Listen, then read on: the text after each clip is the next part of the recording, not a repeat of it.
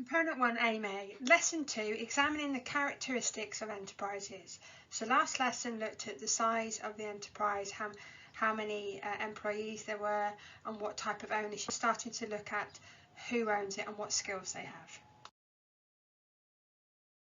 Today we're continuing to look at Component 1 Aim A, but we're going to move on to entrepreneurial skills.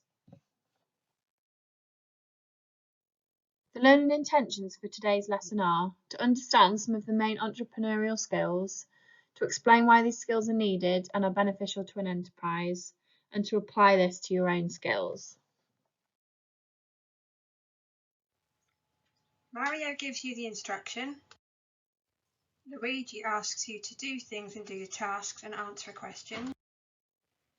Daisy will give you an extra information and give you a helping hand. And Peach makes sure that everything is understood on the slide by reading it out to you. Why be an entrepreneur? Now we're going to look at some of the skills and some of the reasons why people become entrepreneurs. An example of an advantage for your own boss would be that it's more flexible, you don't have to answer to anybody, and you can set your own timescales. A disadvantage would probably be that when you're your own boss, you tend to do a lot more work. You tend to have a lot more responsibility as well. For each of the reasons, think of 2 advantages and 2 disadvantages. Write your answers below. Okay, so the next few slides are going to be talking about different entrepreneurial skills. And what I want you to think about is, while you're reading through them, is why are these entrepreneurial skills important for entrepreneurs and how do they help the enterprise? Being focused is an entrepreneurial skill. Entrepreneurs must stay focused as setting up an enterprise can be really difficult. If entrepreneurs are not focused enough, they may be distracted by other activities and life events that are happening around them. Here are some ideas about what being focused means. In order to stay focused, entrepreneurs must avoid being distracted by too many things, making sure the right things are happening at the right time, and think about what needs to be done.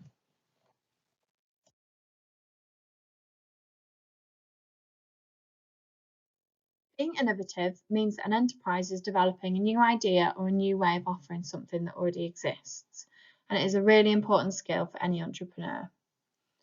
Hannah Banana Bakery, which produces cakes and brownies, was established in 2011. This bakery has some differences from other bakeries. Check its website out to find out more information about what Hannah offers and what makes her bakery different. I want you to write about what Hannah offers and what makes her bakery different. You can bullet point your answers below. To be a successful entrepreneur, it requires a lot of hard work. They will need to be motivated and wanting to make something different or better, and dedicated, which means to put the effort in to ensure the enterprise does well. Can you think of how these entrepreneurial skills might help a business to get more customers? Write your answer in the text box below.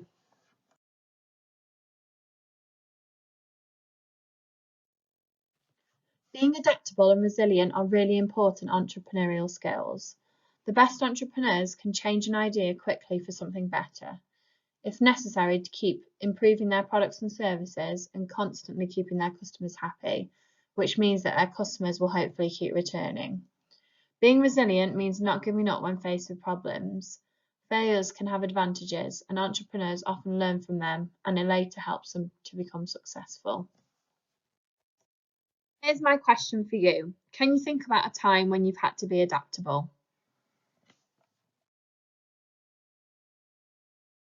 Having good communication skills is also a really important entrepreneurial skill. It refers to how you communicate with others. It's very important for enterprises as they often strive to provide excellent customer service. This might be required when talking to customers or others face-to-face, making a phone call or video call, and speaking to customers or other stakeholders over email. A stakeholder is anybody who has an interest within a business or enterprise. This can include suppliers, customers, managers, owners.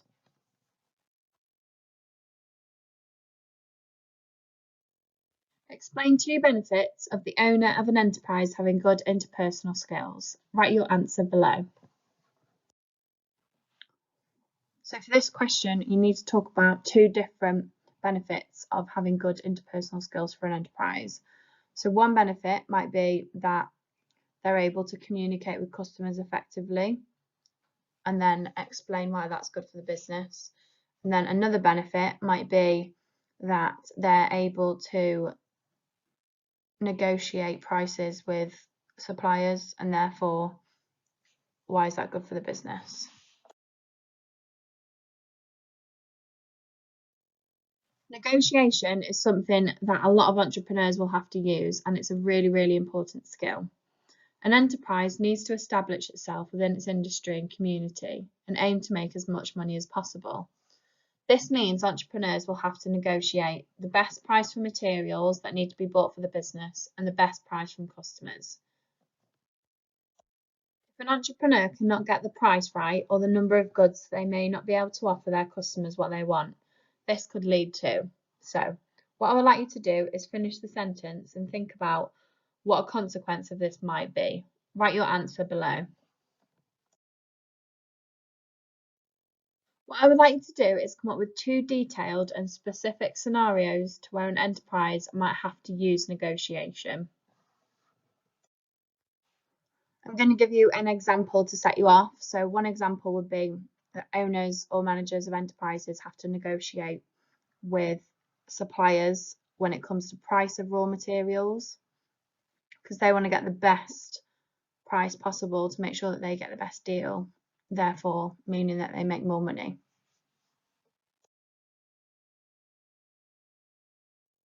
Problem solving is something that all entrepreneurs will have to do at some point.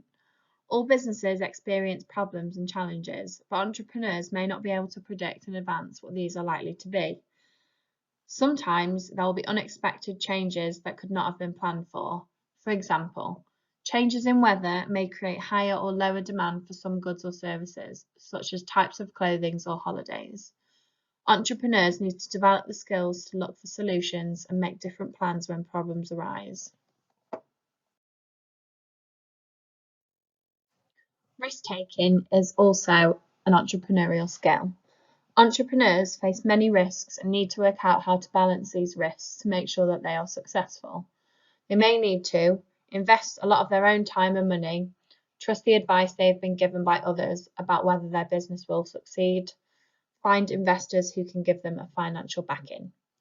Entrepreneurs weigh up the risk of setting up their business against the possible rewards they will get if it's successful. There's a task for you to complete on the next page. Answer the exam style question below. Finding an investor who can give financial backing is the best way to handle risk for an entrepreneur. How far do you agree with this statement? Okay, so some help to tackle this question. Investors giving financial support to an entrepreneur will make it less risky for them to set up their business because they've got more financial support. Okay, so an advantage of having an investor is that you've got more financial support and also that you can seek advice from them. However, it's not the only way that businesses can handle risk. So what I want you to do is I want you to think about other ways that they can handle risks. So this could be something like making sure that they've always got contingency plans in place, making sure that they keep their costs low, making sure that they do a lot of market research to find out what their customers want and that there's definitely a gap in the market for their business. So to answer the question, you need to give a reason why finding an investor to give financial support is a good thing. And then you need to mention a limitation to this. And then I also want you to talk about another type of way that they could handle risk. So the things I mentioned previously, and then talk about which one you think is better. So if you think finding an investor is the best way, then agree with the statement. And if you don't, and you think another way is better to handle risk, then disagree with the statement and conclude why you think that. To summarise your learning for the lesson, choose 3 of the skills that we have talked about today and explain how they would make you be a good entrepreneur. An example of this would be that an entrepreneurial skill is to have good communication skills. This would be useful when owning an enterprise because the owners are always communicating with suppliers and customers, and by building up a good reputation in customer service, this will mean that customers will return, they'll have good relationships with suppliers, therefore they'll get better deals, and also if their relationships with the customers are good because of their good customer service, then they're going to have returning and loyal customers, which means more profit.